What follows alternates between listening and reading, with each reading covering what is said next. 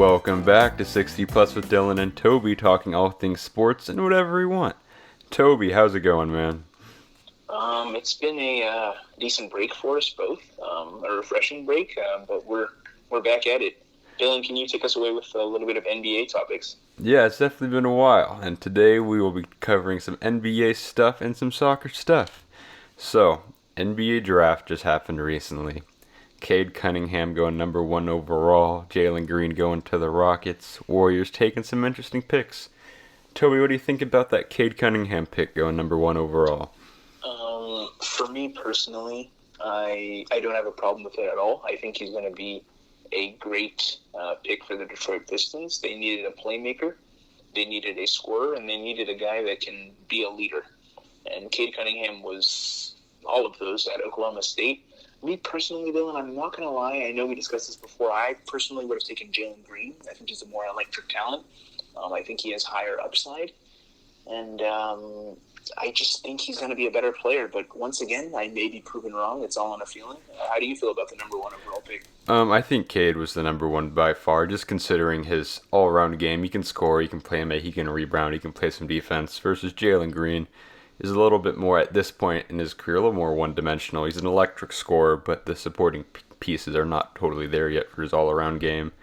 Versus I think Cade has that sort of, I don't want to say Luka or Harden because those are really unfair comparisons, but a similar guard in the sense where he can be your lead scorer, playmaker, and be a good leader on defense. And with that big frame, he'll be able to translate well into the future of the league with the positionless basketball, being able to fill multiple spots on the court. Okay. How would you feel about Evan Mobley at number 3? I think that guy has high upside as well. I really like the fit with Mobley at the Cavs, considering they also just re-signed Jarrett Allen. He'll get to fit perfectly into that 4 spot where he'll be he'll have less pressure to really bang up in the post and get lots of post-ups. And considering you have Jarrett Allen there, who's a great rebounder, rim rounder, and protects the rim pretty well, so he'll get to really unleash his offensive game a little bit more, which should be interesting to see. And since he can stretch the floor, it's always good for them. And I think, the fit's really good there. Obviously, you might have wanted to see him more in a team where he can really be a team's out-and-out 5 for the whole season. But I think there'll be some not small ball, but lineups with him at the 5 in Cleveland. And I think the fit next to Jarrett Allen's pretty good. I agree. I think he's a pretty versatile player. And he plays both sides of the ball. He's really good on offense. I've even seen a solid stroke from 3, and that's going to be needed in the direction that basketball is going in. And on defense, he is a monster. On blocks, on the glass, and he gets a decent amount of steals from a big man too. Dylan, let's shift a little bit local, Dylan. Golden State Warriors, I know you're a big fan. You guys are going to be really happy with Klay Thompson coming back. How do you feel that your guys' lottery pick can fit into your system, I guess? Initially, I was not super high on drafting Kuminga, especially since he was kind of regarded as more of a project coming into this draft. Moody, I liked the fit, but again, late lottery pick, probably not going to get a ton of minutes. But so far in the Summer League, both of these guys have impressed me a lot. I really like Kuminga's ability to get to the rim. Obviously, he still looks a little rough around the edges everywhere else, but I think the potential is really there.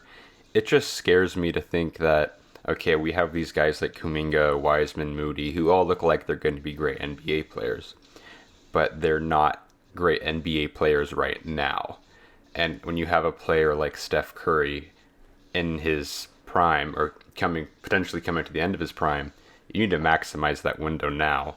And by the time Kuminga, Wiseman, Moody are reaching their peak powers and be living up to that potential that they were drafted for, I don't know if Steph's still going to be at the level he is now. So I like the picks and the players, and I think they're going to be great guys in the NBA. But if we're trying to maximize Steph's prime, it's really hard for me to say that we shouldn't be trading them for other pieces that could make us win more now. Yeah, I definitely see where you're coming from. Steph is it doesn't matter how you slice it, he is a top 10 player all time and top 3 point guard all time. On anyone's list. Anyone that has eyes, anyone that watches basketball is not going to dispute anything I've just said. Steph is a fantastic player. Draymond is also an all-world talent. Multiple first-team all-defense selections, and two players capable of winning a Finals MVP and leading a legit championship team during the finals. You guys also have Klay Thompson returning from injury. If he's just 85, 90% of what he was, hopefully, you guys could be in the Western Conference Finals, this coming year. So winning now, prioritizing winning now, I definitely understand where you're coming from. What do you think you guys need to be able to outpower the Lakers and make it to the finals?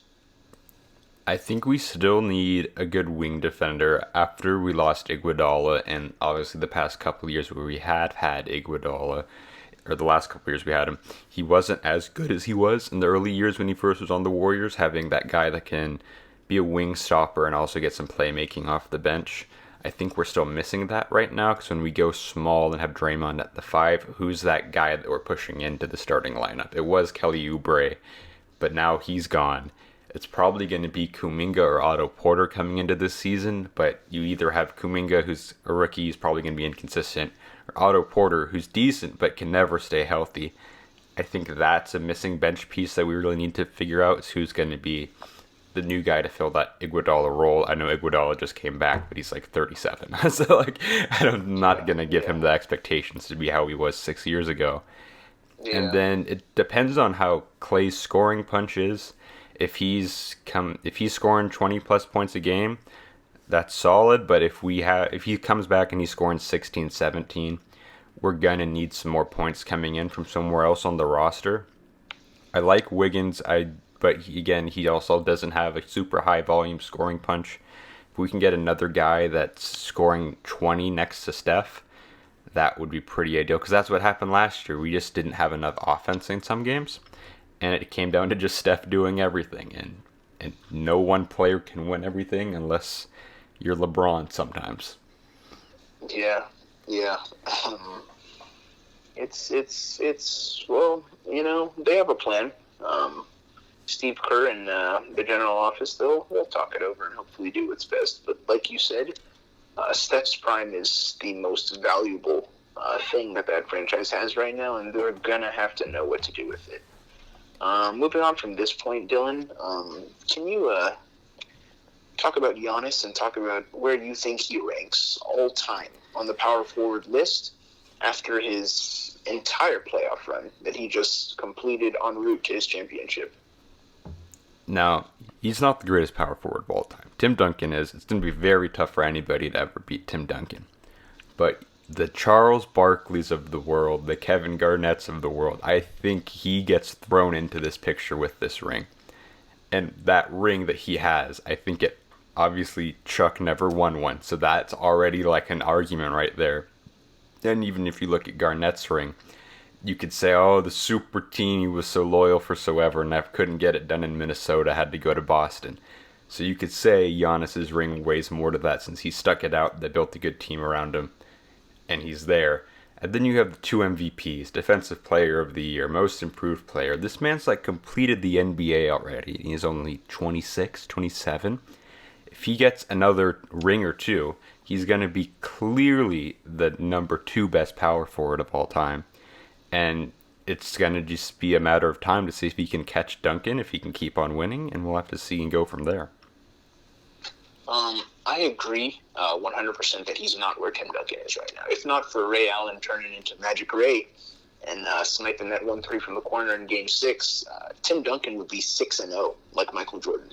I don't think people understand that. Just because Tim Duncan was a quiet guy does not mean that he was not special. He started a dynasty. He was the cornerstone of a dynasty. And he's why we hold the Spurs so highly today, him and Greg Popovich. Tony Parker contributed for some. Manu Ginobili contributed for some. David Robinson contributed for some. They even had Robert Horry hit a couple of big shots for them. But Tim Duncan was there through thick and thin. And he was really the engine behind that. Dylan, I just have a unique question for you. Would you say that Dirk Nowitzki's championship against the Miami Heat or Giannis's recent championship against the Phoenix Suns weighs more. How do you feel on that? I think it's still going to be Dirk's that weighs a little bit more right now, considering like the team he was up against and the expectations of that Heat team and the label Dirk's Mavs had forever where they just couldn't get it done in the playoffs. So I think that one's going to hold a bit more weight. And then obviously you can go into any championship and say, oh, well, the Suns shouldn't have been there because the Lakers were hurt, the Nuggets didn't have Jamal Murray, no Kawhi. You can do that for any playoff series, but I think especially recently people have really started to pick apart that Suns run that we saw this year to multiple injuries on other teams. And I mean, obviously I wasn't paying attention to basketball super hard when the Mavs won, but I can't recall too many of those arguments of, oh, the Mavs or the Heat wouldn't have been there if it wasn't for so-and-so. So I think that title still holds a little bit more weight for Giannis, or still holds more weight for Dirk. But I think, yeah, Giannis isn't totally ahead of Dirk yet because of the whole MVPs, the longevity thing. I think by the end of it, Giannis's career, he'll probably may have surpassed Dirk, but for now it's still pretty close. Yeah, like you're saying,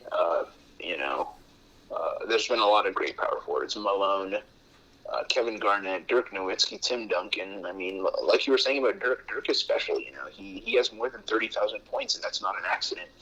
Giannis is in the mix, though, and by age 26, multiple MVPs, Defensive Player of the Year, Finals MVP.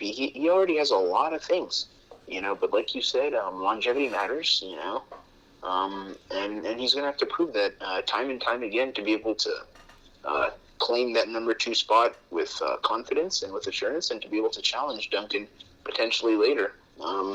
Anthony Davis, if you can hear us, we're waiting on you too, big man. Speaking about AD, Dylan, can you take us through a little bit of the Lakers buzz that's going on right now? So the Lakers acquiring Russell Westbrook. Now I know, Toby, with you as a Thunder fan, you have a lot of love for Westbrook, and being a huge Bron fan, you got a lot of love for Bron.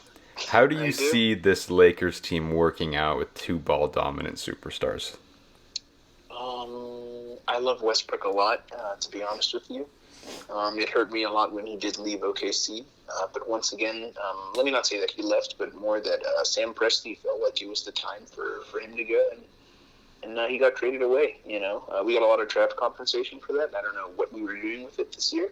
I think we should have taken Jalen Green or Cade Cunningham, hopefully, but that's a conversation for later. Westbrook and LeBron are 2 very ball-dominant players. We saw Westbrook alongside another ball-dominant player, James Harden, a couple of years ago, and that did not work out for the best. But LeBron's a different animal. If one person could make it work,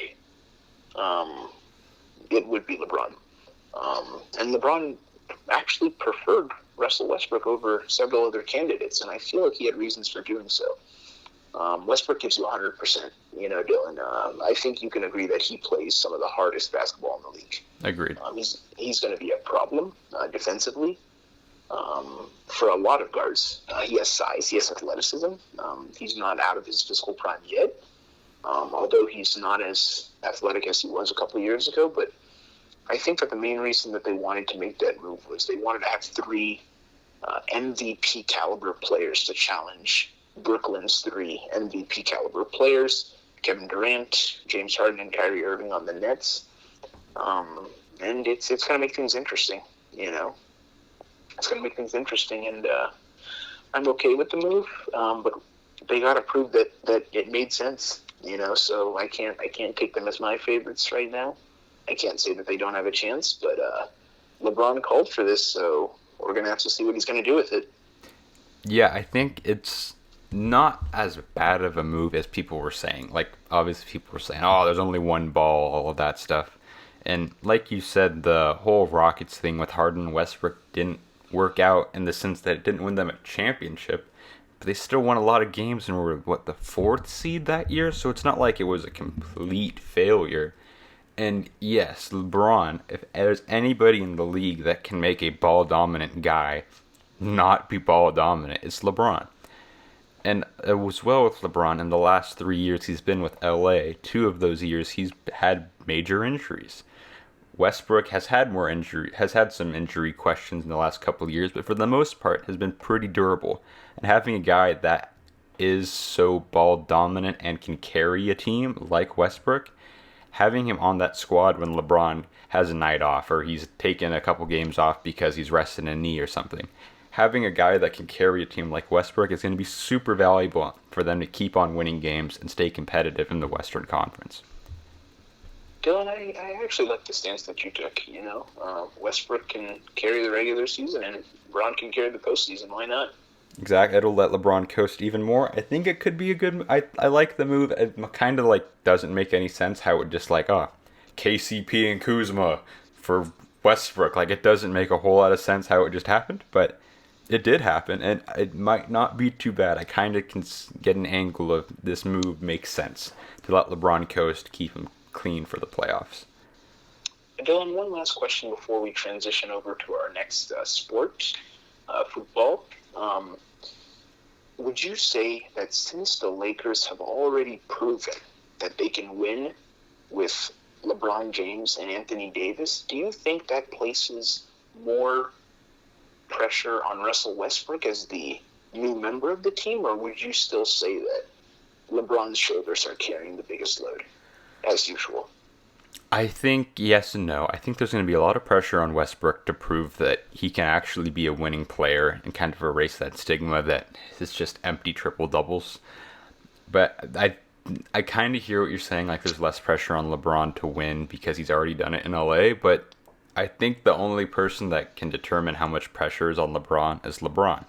If he thinks he's the GOAT already, then he's going to feel, and if he feels like he's the GOAT and he's already won in LA, he could be telling himself, there's no pressure, I'm just going out there to have fun. But knowing the competitor that he is, I think he's still going to be putting pressure on himself to get ring number 5, prove he can win with a guy that apparently you can't win with in Westbrook, and just keep on proving the doubters wrong. And whenever people bet against LeBron, it normally does not turn out too well. So I think LeBron is still carrying a lot of weight for this next upcoming season with the Lakers. I agree, Dylan. I agree. That's why I'm happy to have you as my co-host. Dylan, can you take us over to soccer? Yes, so the soccer world recently got rocked with Messi's departure of Barcelona after their financial mishaps and mishandling of money for years and years finally came up to bite them, with them having to let go of Messi, with him now transferring over and signing for Paris Saint-Germain over in the French Ligue 1. This team's going to be nuts. I mean, just the front three of Neymar, Mbappe, and Messi, that's dumb. That's ridiculous. Yeah, that's honestly crazy. People said we would never see something like MSN, Messi, Suarez, and Neymar at Barcelona several years ago. They said we would never see something like that again. But, I mean, look around, people. Mbappe is a stud striker. Neymar, even more polished now, and then Messi once again. I'm not saying it's going to be up to that level, but I'm saying that the PSG fans better have some high hopes. They better have some high hopes. If these people stay together for a couple of years, especially with the addition of Sergio Ramos in the backfield, a very high-quality center back, I think it's fair for the football world to expect the Ligue 1 championship from them and at least one Champions League championship out of their 3 years together. I have high expectations, Dylan. Where do you stand on what goals they should achieve? They definitely are going to have super high expectations. I mean, bringing in Ramos on a free, the greatest center back of all time. Yes, he's a little old and out at this point, but still, this man wins Champions Leagues in his sleep. That's a humongous addition. Adding Wijnaldum on a free transfer, that's another great add to get more depth in their midfield. Signing Donnarumma on a free, another great piece of business. I feel so bad for Keylor Navas. That guy, doesn't matter how good he plays, he keeps on getting replaced by his clubs. But either way, Donnarumma is a great signing. Signing Hakimi from Inter Milan, that's another great piece of business. Now, that connection of Hakimi and Messi is what I'm going to be really looking forward to, since Hakimi does have a similar play style to Dani Alves, and knowing how well Dani Alves and Messi linked up on that right-hand side down in Barca for so many years, I'm pretty excited to see how Hakimi and Messi could get along at PSG. Now, the only thing that is probably going to come between PSG and some serious trophies like a Champions League is really their manager. I mean, they have serial bottler Mauricio Pochettino in charge here. Now, we saw him at Tottenham. He had a pretty good squad, but it's Tottenham. Of course, they're not going to win anything. That's just what they do. And now, even in his first half a year with PSG, they didn't win the league. And you could say it was a weird pandemic year, blah, blah, blah, blah, blah. You can make excuses for them. But that PSG squad is leaps and bounds better than anybody else in the French league. He should have won that league in his sleep, but he didn't. Now, he has arguably one of the greatest teams assembled of all time. He should be winning the French league. He should be, if he doesn't even reach Champions League final, that's going to be a disappointment in there. He should be winning stuff, but I think now the biggest question with PSG is the coach.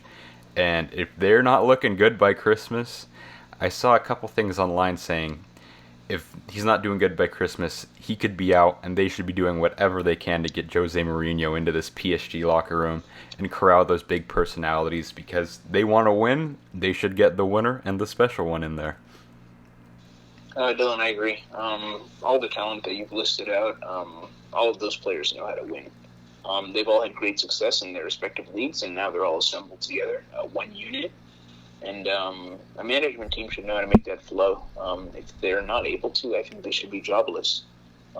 Maybe strip everyone and start from scrap if it takes that, because this team should be winning a lot. This team in 3 years should accomplish what some of the greatest teams have accomplished over a 3-year span, assuming Messi only stays those 3 years of his contract and potentially does or does not resign. But yeah, you are right to have very high expectations for this team.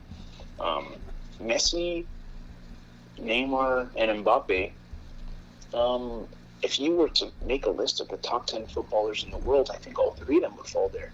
So to have three players of that talent, it's just do your job, people. Do your job. Yeah, it's going to be fireworks. It's going to be an electric season from PSG this year. And we slowly touched on a little bit with Mauricio Pochettino's former job over there at Tottenham. Tottenham's star striker, Harry Kane. Is he forcing a move? Is he not forcing a move?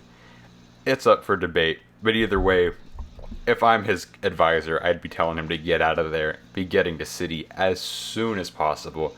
What do you think is the next best step for him in his career? He's proved in the Euros with England that he's still got it. He's still a top-tier goal scorer. They made it all the way to the finals. They couldn't close. Italy took them out. But he's proved that he can still be a world-class striker starting for a Premier League team. So I think he needs to get out of Tottenham. They're not in a winning situation anymore, especially after Eriksen left. Eriksen was his 1-2 punch, Now, since Eriksen is gone, I think he needs to move himself to a more desirable situation. And Manchester City, they could very well utilize a striker of his talents. So Harry Kane to Man City, I definitely sign off with that. And I'm expecting great things from them too. Yeah, Harry Kane. Now, I'm an Arsenal fan, so I normally do not have great feelings towards Harry Kane. But considering in this last Premier League season, he won the Golden Boot and led the league in assists and did not win Player of the Season, that's an absolute grand theft. That is terrible. This man might be the best player in the league, and to see his talents just rotting away on this whatever carcass is left of this Tottenham squad, it's bad. It's bad for the league. He should be in the best teams in the league, competing for trophies, captain of England. You don't want the captain of England wasting away on some mid-table team in Tottenham. He should be competing for trophies and putting those goals and assists towards teams that actually have desire and have realistic expectations to win trophies. Yeah, I 100% second that. And now for our local element of soccer, Dylan, could you take us to the dilemma with the San Jose Earthquakes? Now, in our last podcast, the Quakes had just rattled off 3 games in a row, and I was feeling good about them. I was thinking, they can go on a run, this is looking good. They're going to just keep on winning every game. Well, since that last podcast, they then went on to go 2.5 close to 3 months without getting a single win. And for a second there, I thought the Quakes got cursed. I thought I ruined the Quakes. But as we started scripting this next podcast, something magical started to happen. They started tying games. They weren't losing anymore. And then they started winning games. And now they're on a 7-game unbeaten streak. And now am I cursing them again? Maybe.